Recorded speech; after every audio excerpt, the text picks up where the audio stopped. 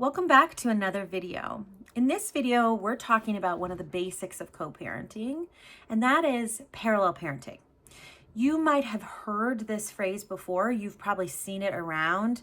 If you're in the divorce world, if you're getting ready to do divorce, if you're about to jump off that cliff, or if you're already in it and you're really working hard on co-parenting, you have definitely seen the phrase parallel parenting, but you may not know what it means. And so these videos are really designed to be sort of your basics, like co-parenting 101, right? So when your attorney or your best friend or your mom is like, well, have you thought about parallel parenting? You can be like, well, actually, I have thought about it, or I have learned a little bit about it, or here are my thoughts on it, okay? If you're in one of those stages where you're not totally sure what style you want to do, or that makes sense for you, or that works for you and your co-parent, hop on our free quiz. I'll link it in the show notes that has a guide to, it's like a quick little quiz about how to identify your co-parenting style. Okay. And it talks about sort of the three big ones and the differences between them. Of course, we're aiming for collaborative co-parenting. That's what we teach in the Kids First system. That is what's best for kids. The research is very clear. However, it isn't always what's best for moms or dads. Okay. So sometimes we need to do some other styles. And one of those styles is parallel parenting. So let's dig in, okay? Parallel parenting, you can think of it like two tracks, like two train tracks, right? There's not any crossover. You guys are both in this house, you're parenting this way. In this house, you're parenting this way. We don't talk, we don't mix, we don't collaborate. If kiddo gets a consequence here, it does not cross over the tracks to here. Okay. You can also think of it like a lane, right? You stay on, it's a lane with a double yellow line. Like you are not crossing over. Okay. No passing on the right, none of those things. Okay. It is meant to be separate. Why would you do this? If it's not great for kids all the time, if it's, makes things really harder, if it's kind of confusing for kids, why would someone do this? Well, most often we see this done when a co-parent refuses to collaborate, is not cooperative, has some maybe mental health or personality features that make it very difficult and or toxic for you to co-parent with them. Okay. Now, I'm not just talking about like, it's difficult. We've had some stuff between us. Like there's a reason we're not married.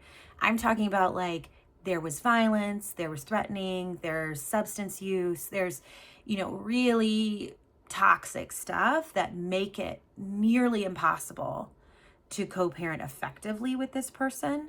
There's manipulation, there's all that kind of stuff, right? I typically do not recommend people start with parallel parenting because of all the reasons I already said. However, there are some cases, in particular, and you would want to talk to mental health professionals about this. This is not the place to get all your advice about it. But, lots of times if there's domestic violence or abuse, things like that, that would be a case where it would need to be probably a parallel parenting situation. Okay. And again, that's something you talk about with your attorney, with your own divorce coach, and your own mental health team. Because if you've experienced any of that, then you want to be really making sure you're making these decisions out of a place of groundedness and knowing what's best for you, which ultimately will help with what's good for your kiddo as well, and what's good for your child, right? So a lot of people will talk about how, I can't be around this person. I can't do this, but I also don't really have a lot of concerns about how they are around my kid. And so therefore I'm going to try to do collaborative co-parenting, or we're going to do parallel parenting, but I need to do this, these things to keep myself protected and safe and maintain my child's relationship with my co-parent. So this is sticky and this is complicated.